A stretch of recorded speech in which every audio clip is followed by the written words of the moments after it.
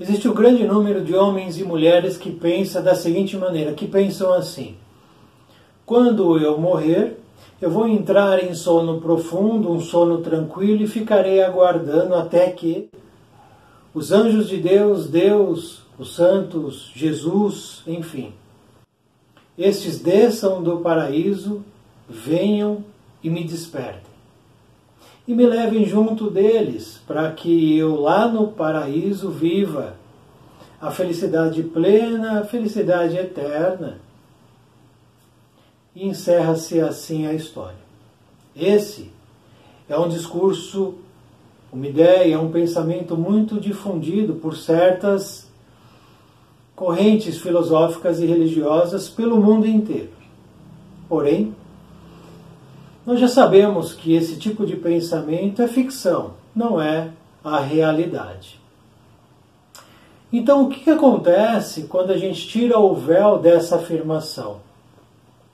Qual é a consequência para aqueles que acreditam nesse tipo de pensamento, que regem suas vidas pensando nesse destino, pensando que isso de fato irá acontecer? O que acontece com esses espíritos? Alguma coisa acontece. Quais são as consequências desse tipo de escolha para esses espíritos?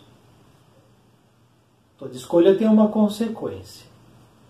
Então, nesse estudo que a gente vai fazer nesse vídeo, nós vamos descobrir de fato a realidade do que acontece com quem tem esse tipo de ideal. A ideia é que a gente jogue luz, tire o véu, tire a cortina dessa ideia que é uma ideia que escraviza o ser humano. Porque é isso que as sombras querem. É isso que as trevas querem, é isso que o mal quer. Que nós estejamos sempre escravizados com a nossa mente estacionada. Porque dessa maneira a gente fica sempre em marcha atrasada. Então vamos descobrir de fato o que acontece com quem deseja o sono eterno.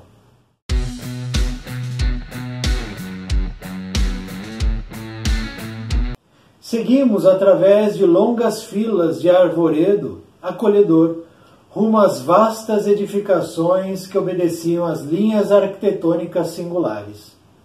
Sem que eu pudesse explicar o fenômeno, as luzes diminuíam progressivamente. O que teria acontecido? Vicente e eu nos entreolhamos assustados.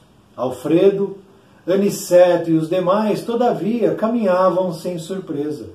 A serenidade deles tranquilizava-me o íntimo, embora o espanto insofreável. Mais alguns passos, atingimos os pavilhões diferentes, que se estendiam em área superior a 3 quilômetros, pelos meus cálculos. Lá dentro, contudo, as sombras se fizeram mais densas. Conseguia distinguir vagamente os quadros interiores, observando que se tratava, a meu ver, de espaçosas enfermarias com teto sólido, mas semi-abertas ao longo das paredes altas, dando livre passagem ao ar. Ou seja, está André Luiz, Aniceto, Alfredo, Vicente, Ismale e mais algumas pessoas, alguns espíritos, logicamente, caminhando. E eles estão caminhando em uma direção e as luzes vão diminuindo de intensidade. Ele vai avistando alguns pavilhões. 3 quilômetros, pela conta dele, que ele imaginou, de pavilhões gigantescos. E quando ele vai adentrando os pavilhões, tudo fica muito escuro e ele fica assustado. Porém, Aniceto, Alfredo, que é o dirigente do posto, tranquilo, caminhando. E eles param, e aí começa o processo de entendimento do que acontecia naquele lugar em relação André Luiz, as paredes iam até o teto, mas elas tinham aberturas para ventilação. Dezenas de operários, devotados e operosos, seguiam-nos em absoluto silêncio. Então existia um grupo que seguia junto deles. Alfredo era o único a falar, notando-se, contudo, que se fizera extremamente discreto nas palavras. Tudo isso me dava a impressão de haver penetrado um cemitério escuro, onde os visitantes fossem obrigados a guardar todo o respeito aos mortos. Com estranheza, notei que um dos servidores entregara ao chefe do posto pequenina máquina, que Alfredo nos deu a conhecer gentilmente explicando. Este é o nosso aparelho de sinalização luminosa.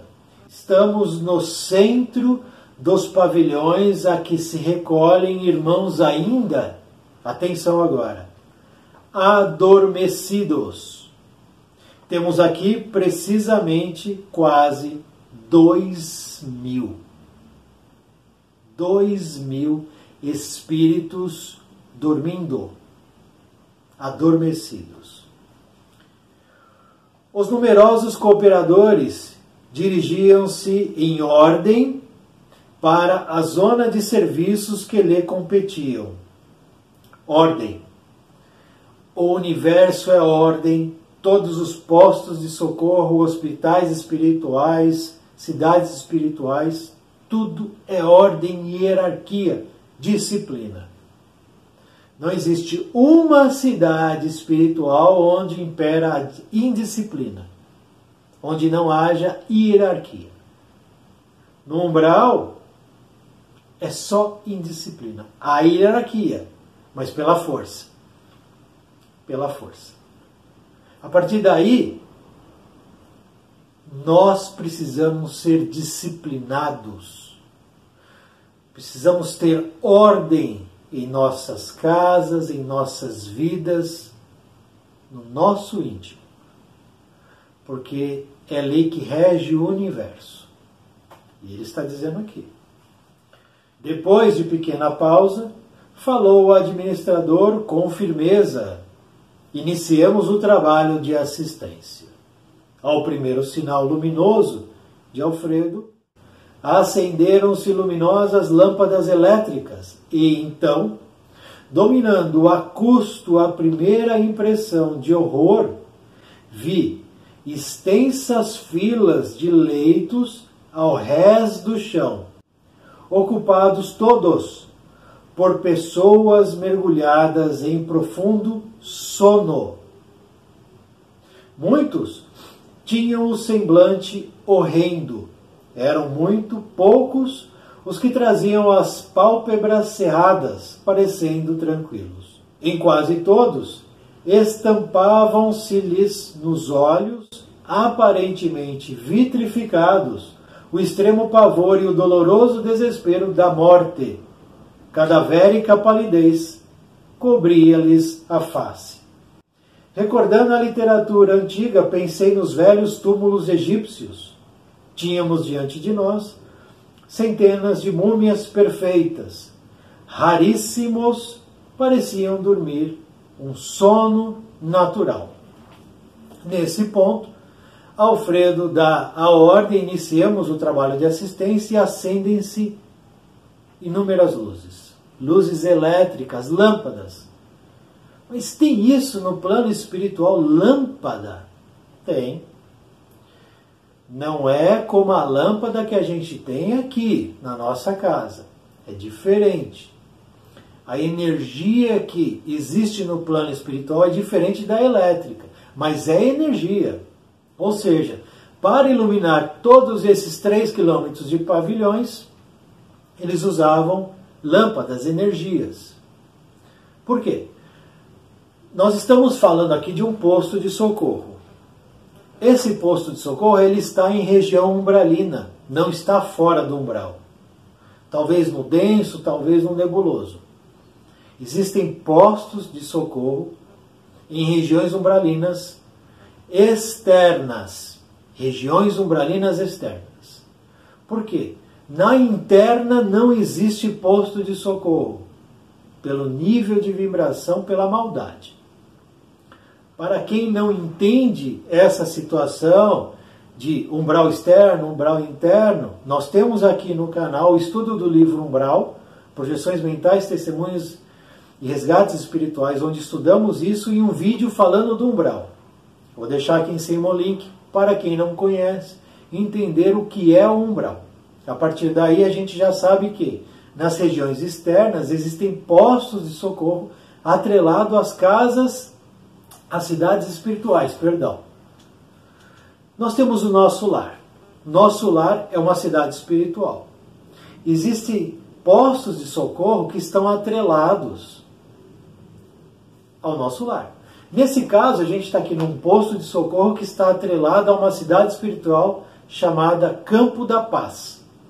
Então você tem essa cidade espiritual, Campo da Paz, ela está localizada em algum local da região do Brasil.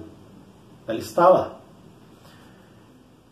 O posto de socorro onde André Luiz está estagiando, junto de Vicente e Aniceto, está ligada a essa cidade espiritual, Campo da Paz.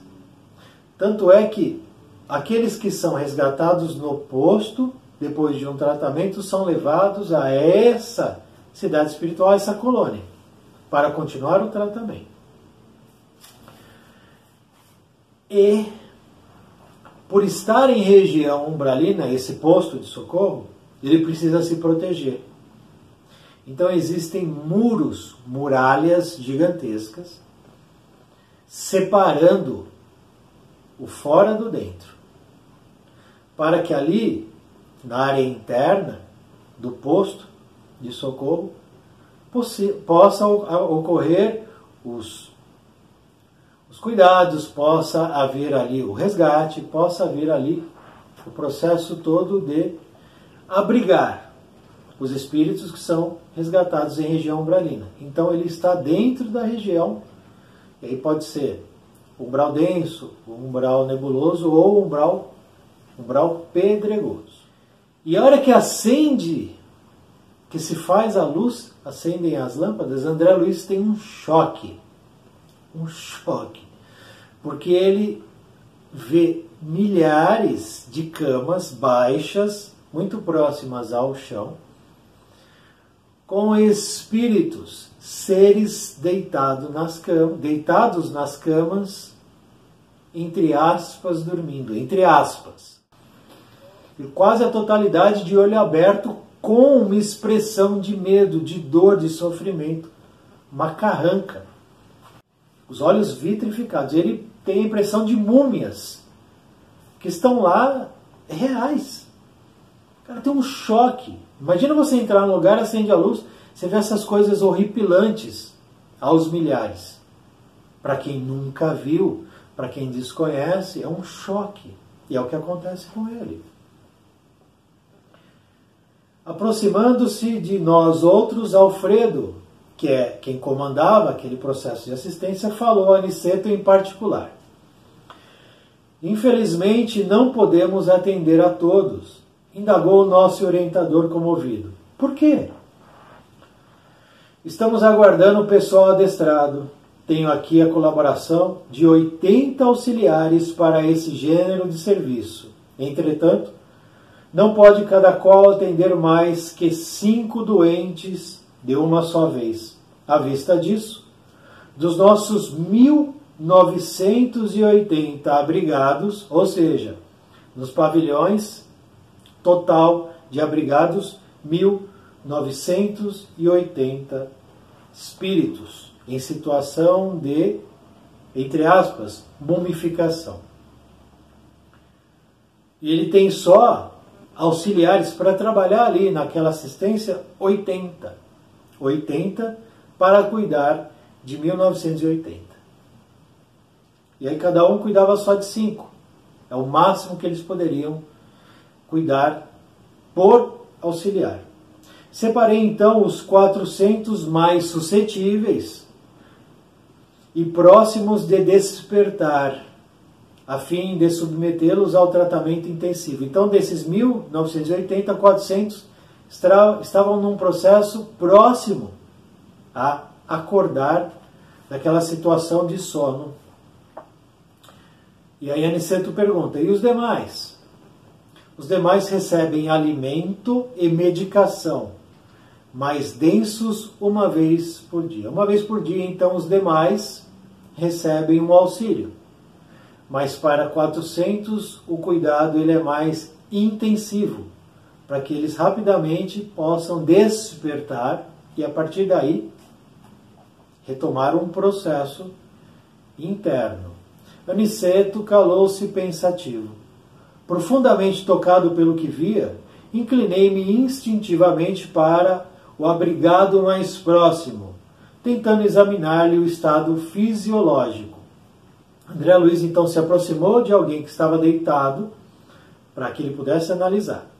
Identifiquei o calor orgânico, a pulsação regular, os movimentos respiratórios, embora verificasse a extrema rigidez dos membros, como que mergulhados em imobilidade cataléptica.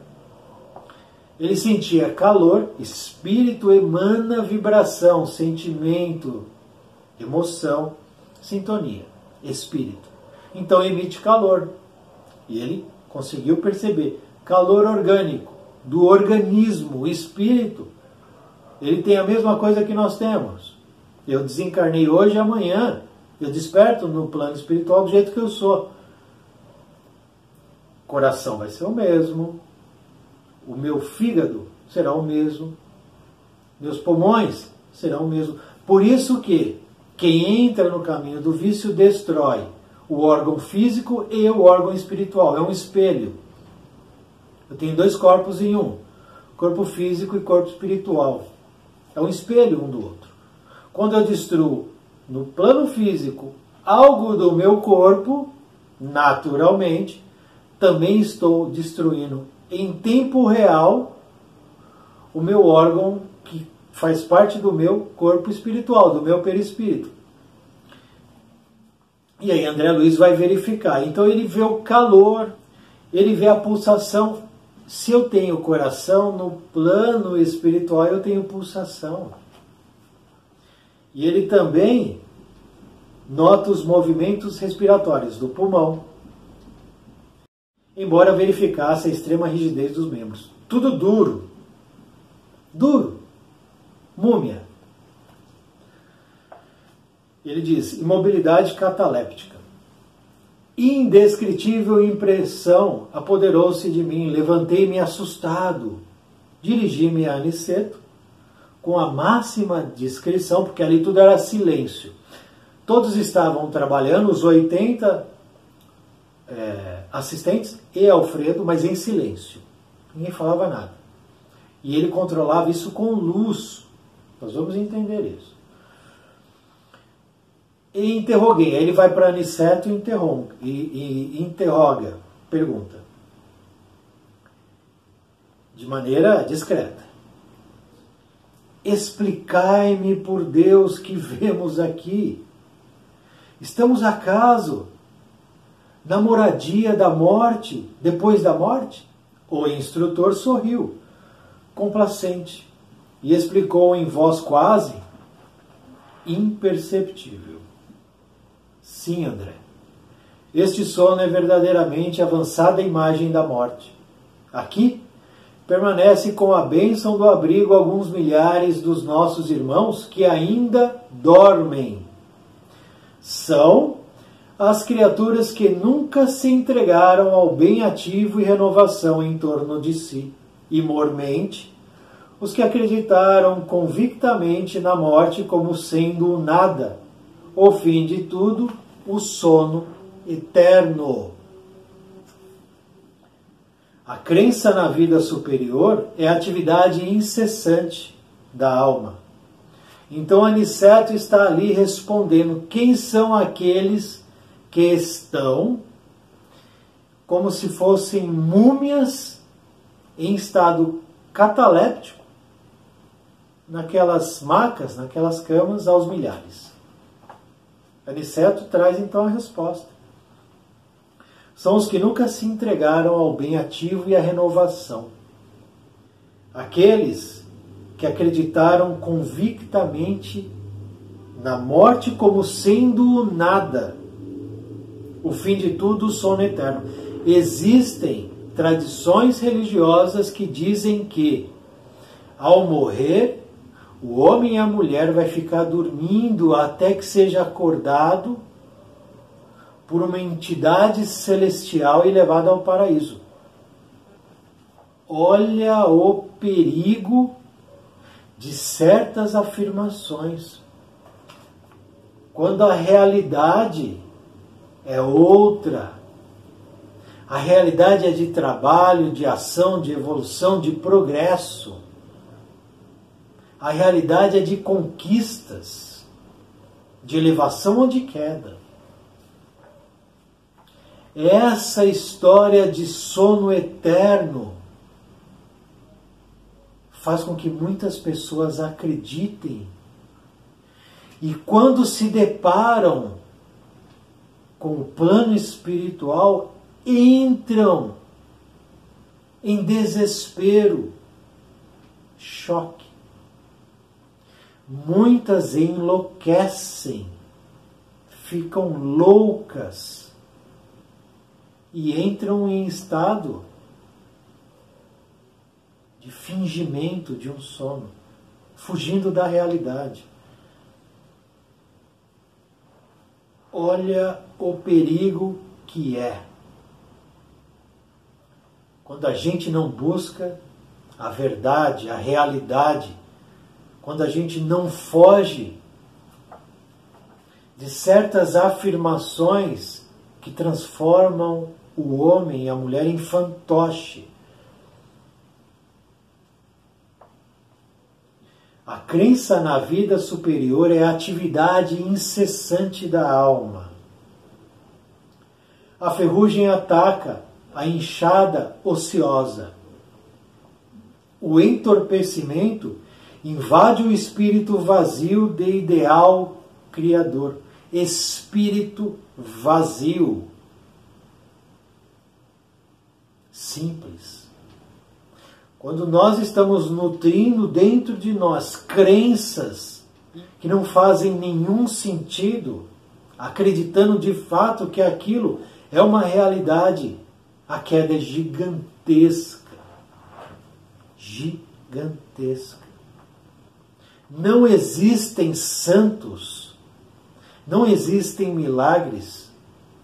Tudo responde a uma lei natural de evolução. De evolução.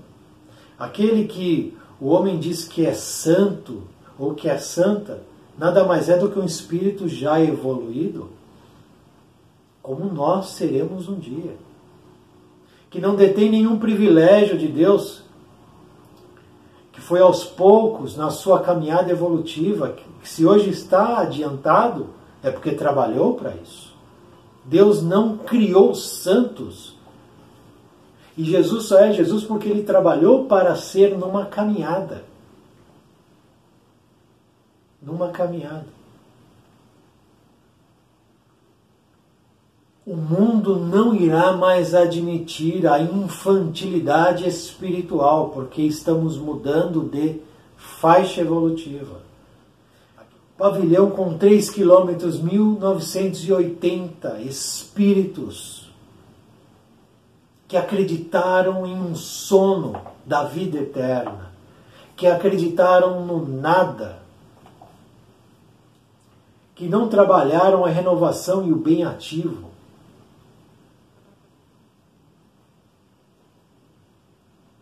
O entorpecimento invade o vazio de ideal criador.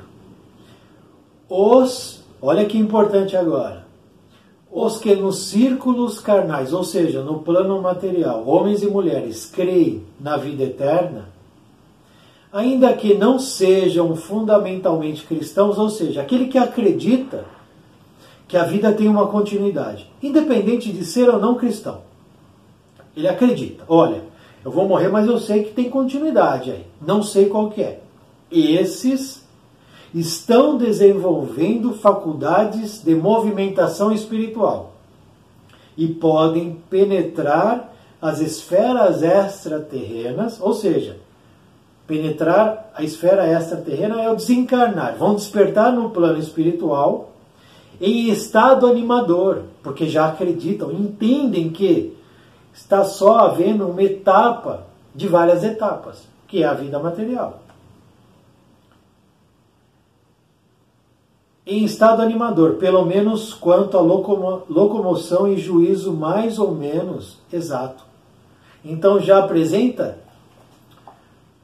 uma pessoa que é ateu. Ateu. Mas ela acredita, de fato, que ela vai ter continuidade após o desencarne. De alguma maneira ela acredita, mas não liga para Deus. Essa vai despertar melhor do que aquela que acredita em Deus, mas acredita no sono eterno. Que vai ficar dormindo. E não vai ser responsabilizada por nada que tenha feito. E que Deus, Jesus, os santos vão perdoar os pecados. Numa leitura absolutamente infantil e atávica do que é a realidade do que nós somos.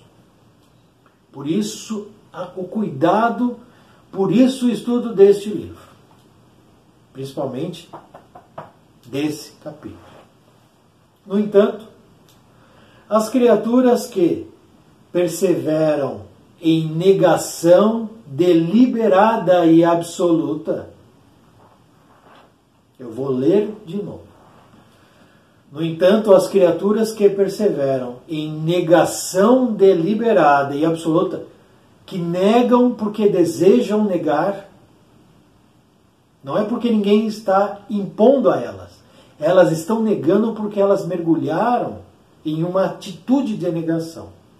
Não obstante, por vezes, filiadas a cultos externos de atividade religiosa, ou seja, religião, crença religiosa, que nada veem além da carne, nem desejam qualquer conhecimento espiritual, são verdadeiramente infelizes. Vai lá na religião, seja qual for, observa alguém falando algo e acredita naquilo. E o resto não importa, o resto não serve. Não tem uma reflexão, não debate com si mesmo certas verdades que aquela imposição religiosa está lhe oferecendo. E vai mergulhando em si, em afirmações, em certezas absolutamente falsas. São verdadeiramente infelizes. Muitos penetram nossas regiões de serviço como embriões de vida, na câmara da natureza sempre divina. Um amigo nosso costuma designá-los por fetos da espiritualidade. Fetos por quê? Porque ainda nem desenvolveram a fase infantil. Estão no começo do começo, então não conseguem nem refletir, raciocinar, deliberar alguma coisa. Entretanto, ao meu ver, seriam felizes se já estivessem nessa condição fetal. Condição também inicial. Temos a certeza, porém, de que muitos se negaram ao contato da fé absolutamente por indiferença criminosa aos desígnios do Eterno Pai. Dormem porque estão magnetizados pelas próprias concepções negativistas.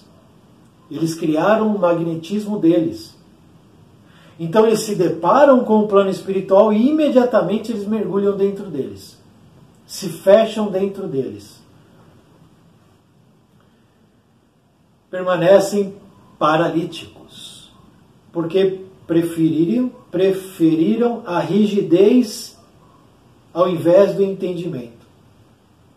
Preferiram a rigidez ao invés do entendimento. Você conhece alguém que não deseja entendimento e é rígido, e é ríspido, e é muitas vezes fanático? São esses. Permanecem paralíticos. Porque a lei é para todos, não é só para alguns. Eis porque os considero sofredores. Primeiramente, demoram no sono em que acreditaram, para mais tarde acordarem. Porém, a maioria não pode fugir à enfermidade e à perturbação, como acontece aos irmãos dementados, que vimos ainda há pouco. No posto também estão abrigados, acolhidos pessoas que desencarnaram e ao despertar, pela maneira com a qual levaram sua vida no plano material, a demência toma conta do espírito. Olha o perigo das ações que nós praticamos durante a nossa caminhada.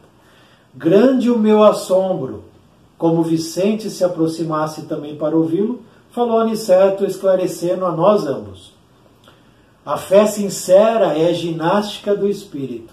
A fé sincera é ginástica do espírito. Quem não a exercitar de algum modo na terra, preferindo deliberadamente a negação injustificável, encontrar-se-á mais tarde sem movimento. Semelhantes criaturas necessitam do sono de profundo repouso até que despertem para o exame das responsabilidades que a vida traz, que a vida traduz. Observando que o nosso orientador se esquivava a comentários longos, para que pudéssemos seguir de mais perto os trabalhos de assistência, calei as muitas indagações que me escaldavam a mente. Então, Aniceto dá a receita. A fé sincera é ginástica do espírito. Quem não exercitar, quando estiver no plano físico, a fé, preferindo a negação injustificável, hoje, em 2021, não há mais como a gente dizer, nós afirmarmos que não sei disso, não tem aquilo, não tem acesso a certas coisas. Não mais. Talvez há 3.000 anos atrás, 5.000 anos atrás, tudo bem. Não mais hoje. A informação está aqui. Aqui. Esse livro ele é de 1944. 1944. Milhões de pessoas não fazem ideia que esse livro existe. Os Mensageiros. 1944. A informação já estava aqui. A psicografia é de 44, 43, 42. Os eventos aqui são de 40, 39, 38.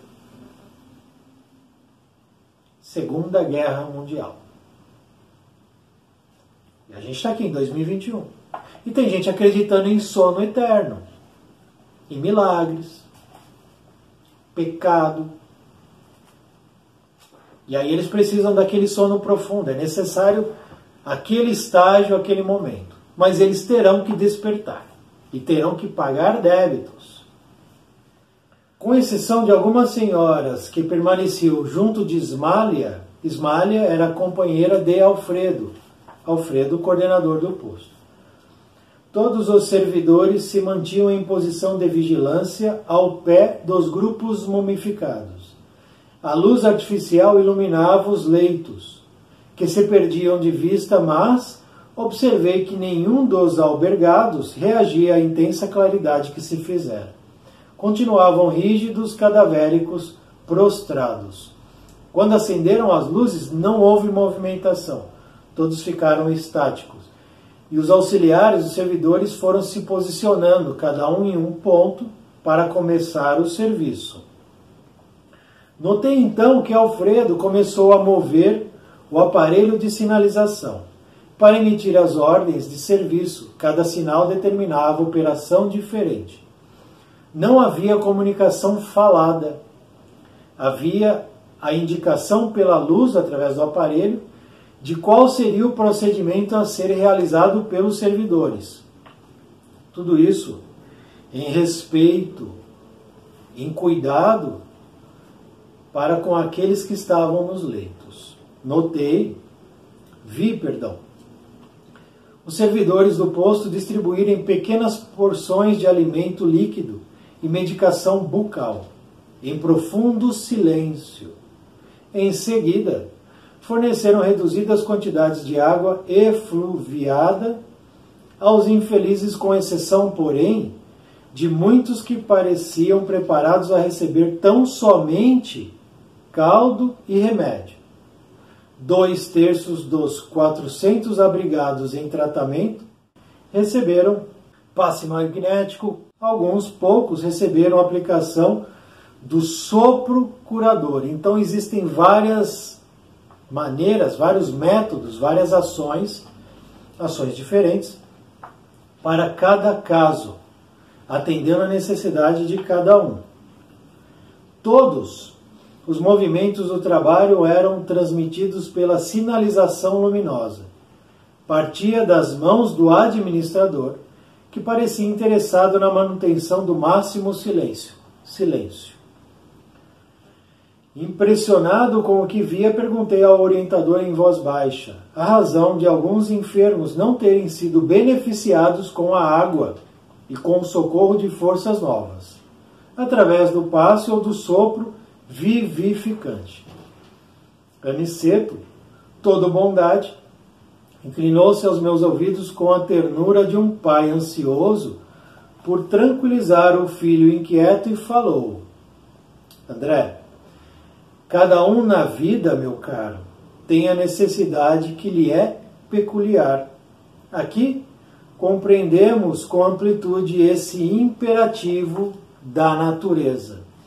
Então, cada qual recebia aquilo que necessitava. Então, havia um caldo para a alimentação do organismo. A água, que é uma água de tratamento e medicamento. Claro que não é a mesma sopa que a gente toma aqui, nem a mesma água que a gente bebe, também não é o mesmo medicamento que a gente tem aqui. Tudo isso, todo esse suprimento é espiritual, que demanda outro tipo de produção. E aí esse vídeo não é para a gente falar disso. Esse é o capítulo 22, Os que Dormem, do livro Os Mensageiros, pelo espírito de André Luiz, pelas mãos de Francisco Cândido Xavier. Fica então a advertência, o cuidado, a atenção. Nós não podemos mais entrar pelos caminhos da infantilidade espiritual, caminhos pelos os quais milhares de pessoas ainda caminham e despertam no plano espiritual em situação muito, mas muito difícil. O alerta está aqui.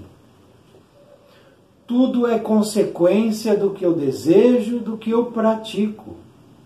Nós estamos em 2021, entrando em uma nova era, deixando para trás, nós todos estamos deixando para trás um mundo de provas e expiações e mais para trás o mundo primitivo.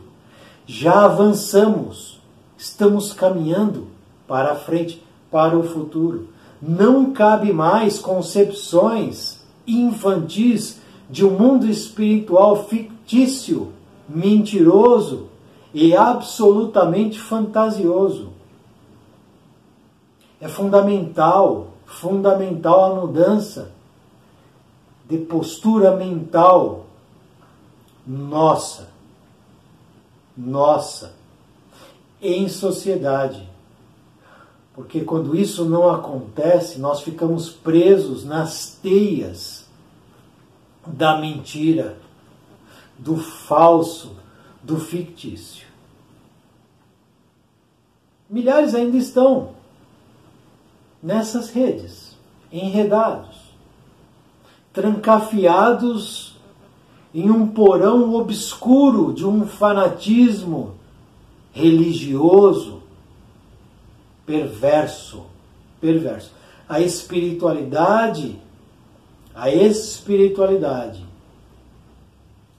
inferior das sombras trava uma batalha contra a verdade.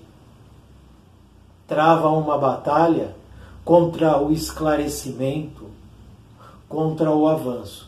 O que eles desejam, a espiritualidade inferior deseja o nosso estacionamento, deseja nos tornar prisioneiros de mentiras, que há séculos vêm sendo repassadas de geração em geração, para que não haja libertação mental, espiritual e intelectual do ser humano. É uma batalha. E aí vem os nossos mentores, a espiritualidade superior, e nos traz isso aqui, ó, através de um espírito chamado André Luiz, que foi como você, é como eu. Falho, mas num processo de reerguimento. Isso não é ficção. Isso não é mentira. Essa é a realidade. Quem duvida disso irá ver com os próprios olhos em breve, ao desencarnar e despertar no plano espiritual. É simples assim. É simples assim. Ou muda, ou não fica mais no planeta Terra. Que possamos de alguma maneira abrir os olhos daqueles que continuam cegos e surdos. Porque Deus, Jesus, os nossos mentores, nenhum deles deseja a queda de ninguém, o aprisionamento de ninguém, o estacionamento de ninguém. Todos desejam a evolução, o crescimento, a mudança. É isso que eles querem quando eles nos trazem uma história como essa.